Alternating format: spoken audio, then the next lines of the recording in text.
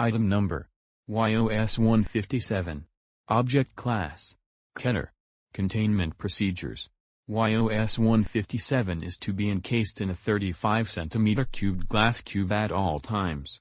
The cube must be highly surveillanced between 3 to 5 hours, to ensure that YOS-157 didn't manage to escape the cube. Any newborn specimens of YOS-157 must be terminated immediately, with extreme caution. YOS-157 is not to be provoked at any time, and if personnel gets stung by it, they must be immediately quarantined.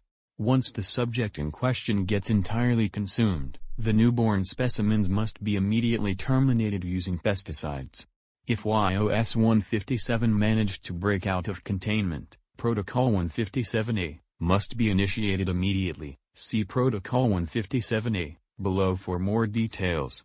Description: YOS-157 is a large female specimen of an unknown species of wasp, 3.6 cm in length.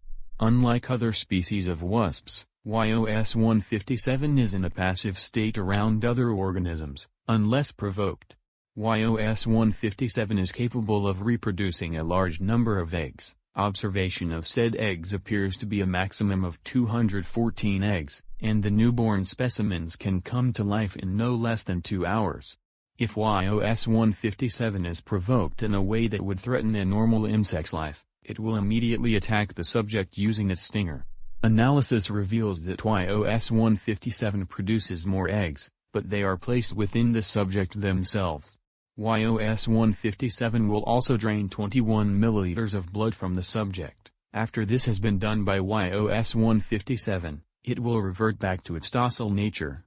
The eggs, anywhere between 215 to 342 eggs, will hatch immediately, regardless of when they hatch outside near YOS-157. The newborn will proceed to devour the subject's entire body, tissues, musculature, and organs, in no less than 54 minutes. Subjects will expire before the newborn specimens entirely devoured the tissues. Once they devour the entire body of the subject, beside the skeletal remains, they will mature into an adult specimen of YOS-157. Unlike YOS-157, they are highly aggressive towards any other organism within their sight, and will sting them or devour their tissues entirely. Due to the threat they pose, YOS-157 must never be provoked for any reason unless for testing purposes, and newborn specimens must be terminated immediately upon completion of consumption using pesticides. Addendum: YOS-157 came to the Foundation's attention when reports of a large number of citizens went missing. Several civilians who are related to the missing people are taken for questioning. They claim that the last time they saw them was them entering a forest near them. The agents gave them Class C amnestics and began investigating the forest. Agents reported a large number of flying insects near them prior to entering said forest. MTF Unit 54, Pest Control, was sent to deal with the insects, insisting that this is the anomaly due to the large number of them. They appear similar to wasps, but have different textures of color. They also report that there were 14 skeletons lying on the ground, presumed to be the missing persons. Upon seeing this, the members of MTF Unit 54 immediately used pesticides to kill off the specimens, only for one of them to see an unusually large specimen of the wasps. The viewer of the team ordered the others to cease their work, and urged them to catch sight of the specific specimen. One of them insisted that this was the anomaly the whole time, and that the large number of other specimens were its offspring. While the team was only meant for them to deal with the incident, they immediately issued a containment plan for it. The specimen tried to flee from them, but the team was able to catch up and contain it in a glass cube. The specimen was sent to Site 02, and is given the YOS-157 designation. Addendum 2. Testing Log. A single test was initiated for YOS-157 prior to containment. D1178 was placed within an empty containment chamber with YOS-157, and was instructed to provoke YOS-157 for testing.